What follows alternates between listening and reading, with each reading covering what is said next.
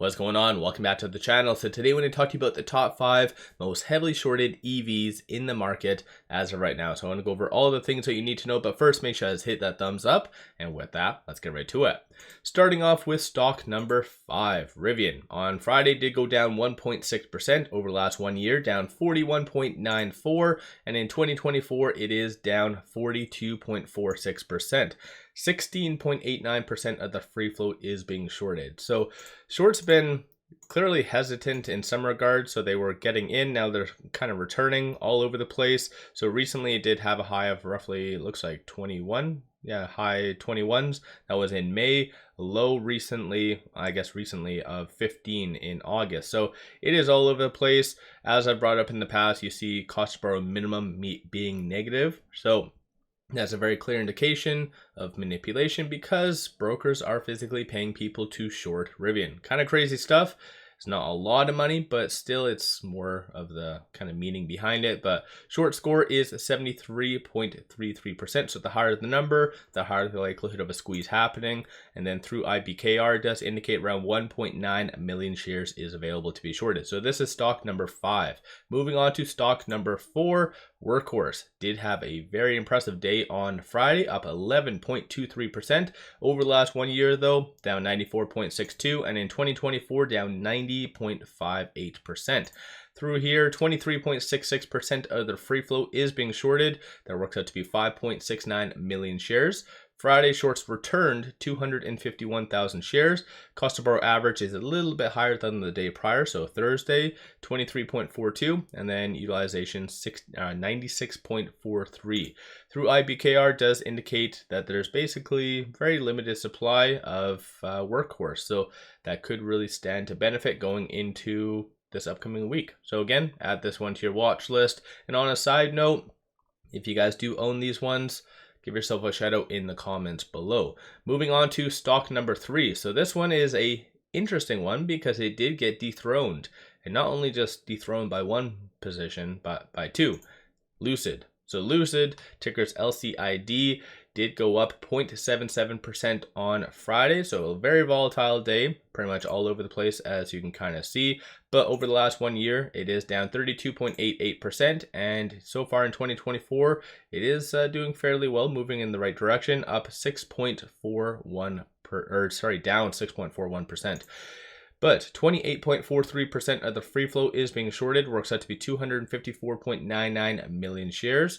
Friday, shorts did increase 1.15 million shares. So shorts have been really kind of doubling down with this company, as you can kind of see. So for the longest time, they were somewhat returning. They got back in, were stagnant, but as of the last week, they were pretty much trying to break Lucid on a technical level. It didn't really work all that well though, but cost to borrow average is 6.87%. Utilization is 92.78. Short score is 83.57%. Through IBKR does indicate around 950,000 shares is available to be shorted.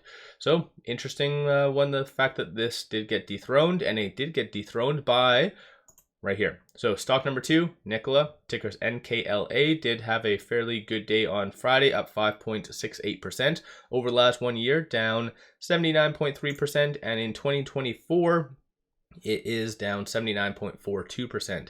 But 28.69% of the free float is being shorted, works out to be 14.1 million shares overall are being shorted. 304,000 shares were returned on Friday. 317 is that cost to borrow average. So very high stuff. That's an annual rate on a side note, so just kind of be aware of that. Short score is 89.67. And just in case you're new to the channel, this short score is comprised of several things: utilization, number of shares being shorted, and as well cost to borrow. So it does blend all of that together and gives you a ratio. So the higher the number, again, the higher the likelihood of a squeeze happening. So that's how that is derived from. But right now, through IBKR does indicate around 3,000 shares is available to be shorted. So kind of rather short supply. So again, that could really stand to benefit going into next week, because next week is a very big week on a side note, because you have interest rates and potentially 50 basis points maybe cut. Again, that's what really stimulated the market on Friday, is somewhat pricing that in. So 50 basis point cut. versus the previously anticipated 25. So we'll just have to wait and see what does happen.